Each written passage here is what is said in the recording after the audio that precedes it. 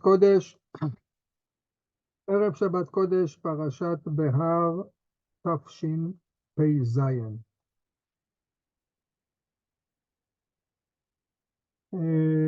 לשיעור on ספר ויקרא was sponsored by the Saka family לעילוי נשמתו הטהורה של רבי ישעיה בן לורה עליו השלום, רוח השם תניחנו בגן עדן, אמן.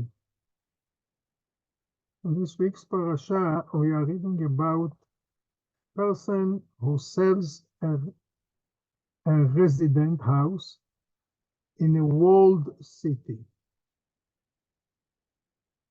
And says the Torah, there is a difference between a person who sells a house in a resident house in a walled city, or he sells it in an unwalled city.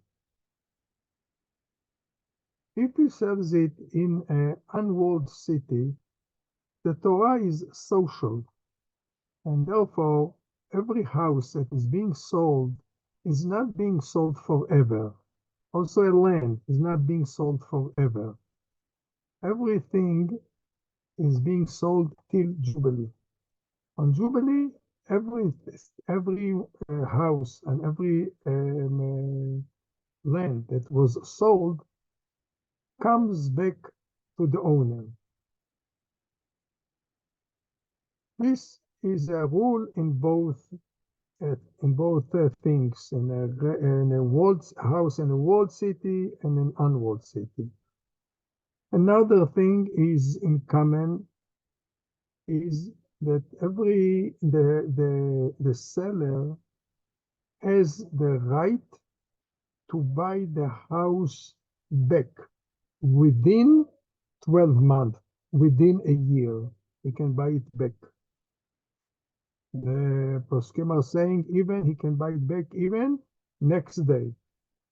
They did a deal today, sold his house, and next day the seller brought money and he gave it to the buyer. He has to give him back the house, and the whole deal is cancelled. Because the Torah understood that if a person is selling a house, a resident house, or he sells a land, he is very choked. And the Torah didn't want that people will take advantage of it. But here comes a big difference between a walled city and an unwalled city. If a person sells a house in a walled city, if he didn't redeem the house within the 12 months, means past a year and he didn't redeem it, the house will belong to the buyer forever, and it will not come back to the owner in Jubilee. Even though usually everything comes back on Jubilee, but a house in a walled city doesn't come back to the owner. While in an unwalled city, it will come. And the question is, why? What is the difference between the two? The answer to this is based on what said Rabbi Mirsky. And he gave, I would say, a reason, a security reason. We have to understand, first of all, what is a walled city? What is the criteria of a walled city? A walled city is a city that, first of all, says the Gemara, Megillah, and Masechet Erechim, first of all, the wall was built, and after this, the houses were built. And the people came to live in this city because of the wall. But if, first of all, they build their houses and then they build the wall, this comes to show that the people could have lived without a wall. But they made a wall in order to have an extra protection. But if they build the wall first and then they came to live in the house, this shows that the whole reason that they came to live in this city is because of the wall and because they have people, maybe rich people, they have a treasure in the city, and therefore they wanted to live in this in the walled city. In those days, there was not an army, a Jewish army, that came to protect people. And therefore, every city that had a wall, the guards were people from the city itself. And every person in the city had a duty. If Chas v'Shalom, the city is being attacked, everyone has a duty where to be. One person, he has to stand when there is an attack on the city. One person has to sit on the north corner of the wall. Another one has to sit to be. Another group has to be in the west corner of the wall. Other people has to be in the gate of the city. Everyone had something what to do to protect the city.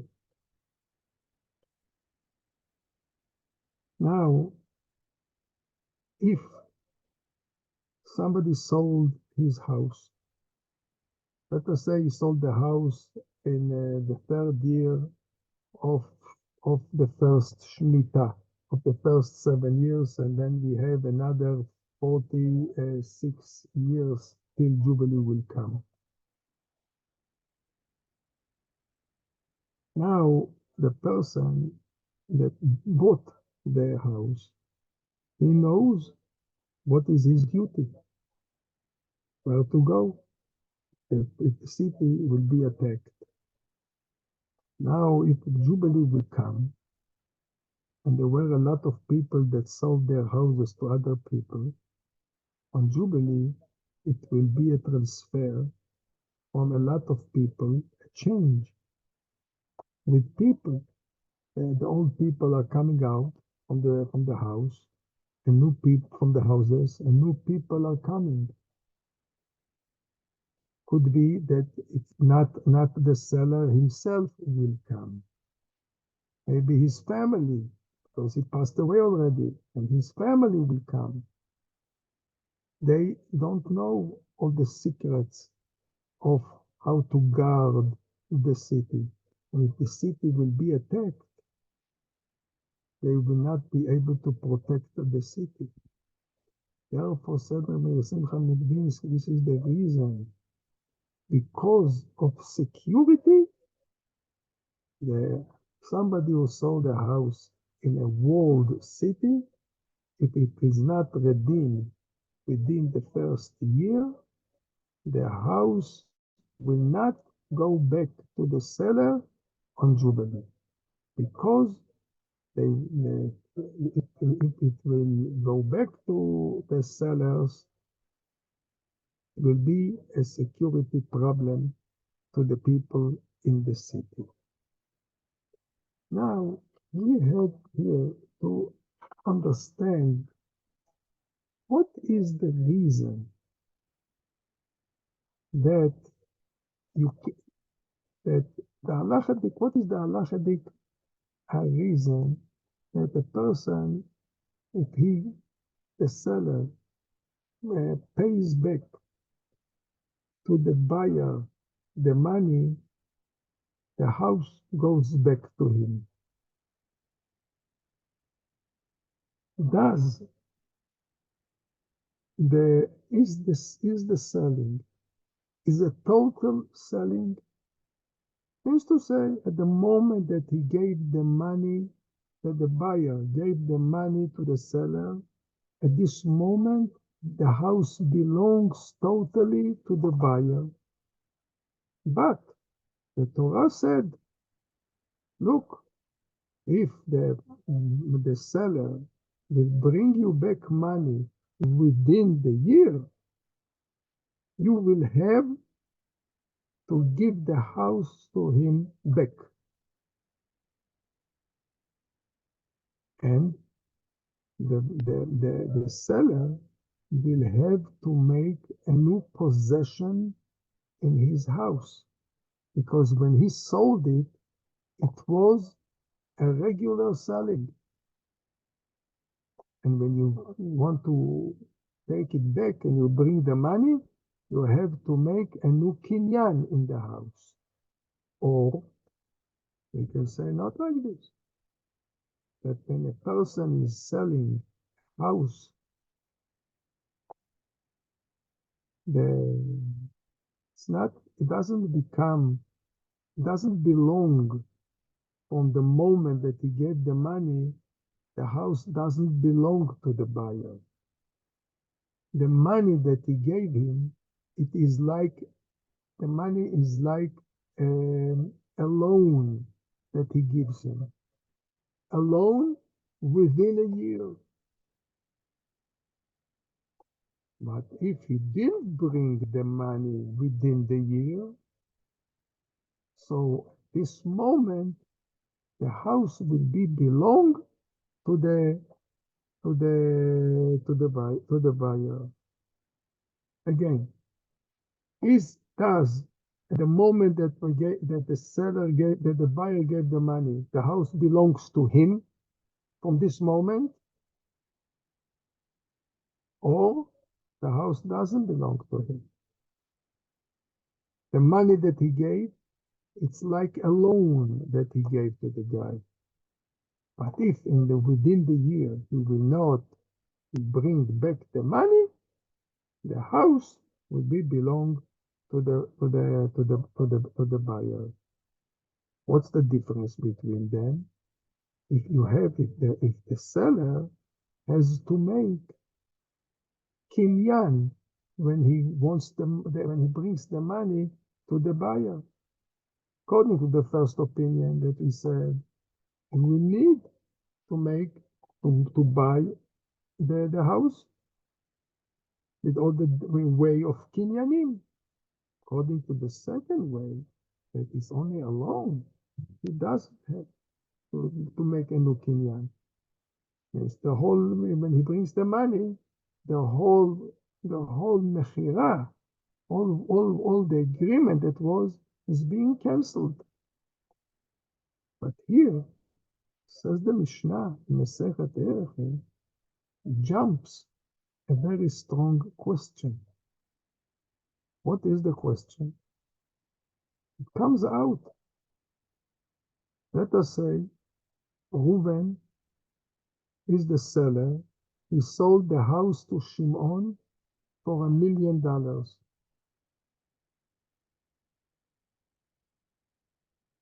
Within the year, let us say after 11.5 months, Reuven brought the Shimon $1 million. The same amount that he paid, the same amount he gets back. What happened now? According to both ways that we spoke, and he will have to give him back the house. But let's see what happened here. Shimon bought the house from Reuven. He lived in the house a year, and now Reuven gave him back the money, $1 million, but Shimon lived in the house for 11 months. He gained here $500 a month for rent. In other words, what came here? Reuven doesn't reduce when he gives back the money to Shimon to buy back the house. It doesn't reduce the money for rent that he lived in the house. He is not allowed to do it. So what comes out? That that Shimon gave a loan to Reuven $1 million, and Reuven gave him a rebate. What is the rebate? That he gained $500 per month. So totally he got around $6,000 he got as rebate. Says the Mishnah, explains the Gemara brings two opinions. We will go with the one opinion. The opinion of the Gemara says that it is true, it is rebate, but in this case, the Torah allowed it. Now let's go back to the question that we said. Is it a total selling, or it is like a loan? Really, it's a machloket between Baal Ktsot HaChoshen and Baal HaNetivot. It's an interesting machloket between them. But we don't have now time to go into this investigation or into this chakira. What is exactly the agreement here? Is it a total selling, or it is not a total selling? It's only like a loan. Maybe another time we will be able to go to explain in details the argument between Baal Ktsot HaChoshen and Baal Netivot HaMishpat. I would like now to say something about the situation here in Israel. That it's very difficult here now, the whole thing with the Ishmaelim here. There is a very strange Ramban in Chumash Bereshit, and he explains why Am Yisrael is suffering from the Arabs, from the Ishmaelim. And he says that Sarah didn't have children, so she offered Abraham that he should marry Hagar, and they will live together. Hagar got pregnant, and she didn't behave nicely with Sarah. Sarah felt very uncomfortable, and she came to Abraham, and she told him, look, very angry at Hagar. Abraham told her, whatever you want to do to Hagar, you can do. He says the pasuk in Perek Tet Zayin, pasuk Vav. ויאמר אברהם אל שרי, הנה שפחתך בידך, עשי לה הטוב בעינייך, ותעניה שרי, ותברח מפניה. Abraham said to her, you do to her as you see fit. And Sarah afflicted her, so she fled from her. And she fled. She went on the way, b'derech shur, and an angel saw Hagar. What the angel is asking her, where are you going? So she said, I'm running away from Sarai. And then the angel says to her, look, you are pregnant, and you are going to have a child, and you will call him Ishmael, because Borei Olam heard your pain, your affliction. Then the angel adds, והוא יהיה פרא אדם, ידו בכל, ביד כל בו, ועל פני כל אחד ישכון. He will be a wild person. Hagar didn't pray for a son. He just said that she was afflicted by Sarah. And then the Pasuk says, continues the Pasuk says, that Hagar, and she called the name of Hashem, who spoke to her, you are the God of vision. For she said, could I have seen even here after having seen? Therefore, he called the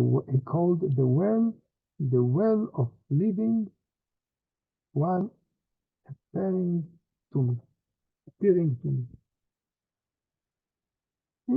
She thanks the angel. She thanks the angel for what? For a son that will be a wild man. Says the Ramban here, and I would like to read the Ramban in front of you. What says the Ramban? Says the Ramban the following.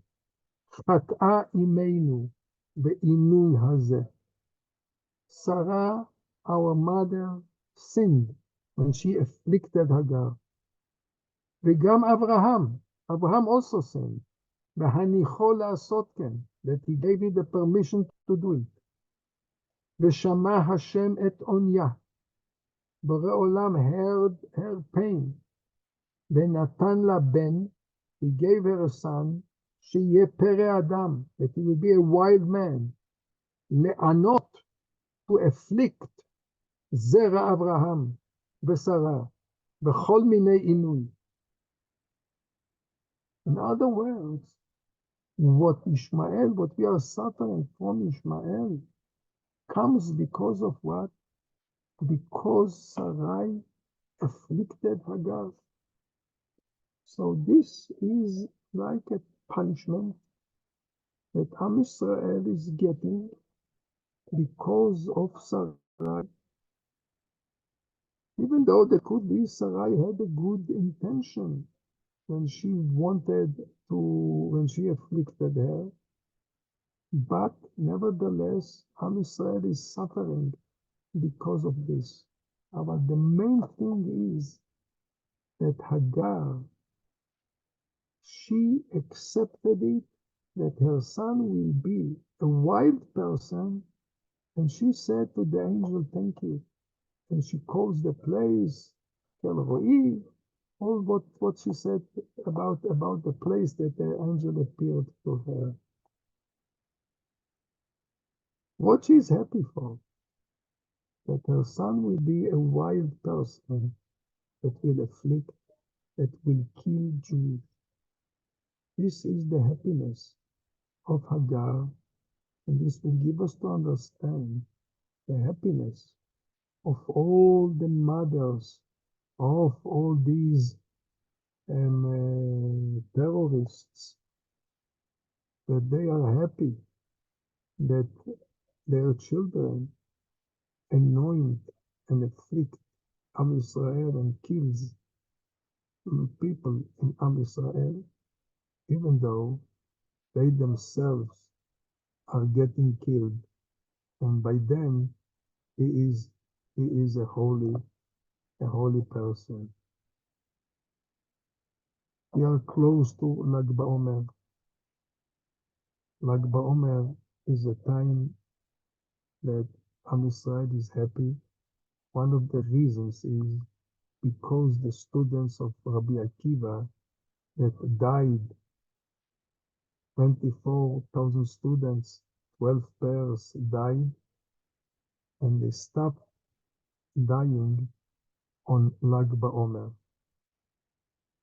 This will give us a reason why we are making also a bonfire. Because usually when somebody dies, we are lighting a candle as a memorial of the neshama of that person who passed away. But what you do if you have 24,000 students that passed away? So instead of to use 24,000 candles, we are making a bonfire as a to remember all these students that passed away, and we are happy because on Lag BaOmer they stopped dying. Let's hope, B'ezrat Hashem, that this Lag BaOmer will bring us a Besora Tova that no one anymore will be killed from now on in Am Yisrael. I want to wish everyone a Birkat Shabbat Shalom. And B'ezrat Hashem, we are going to meet next week.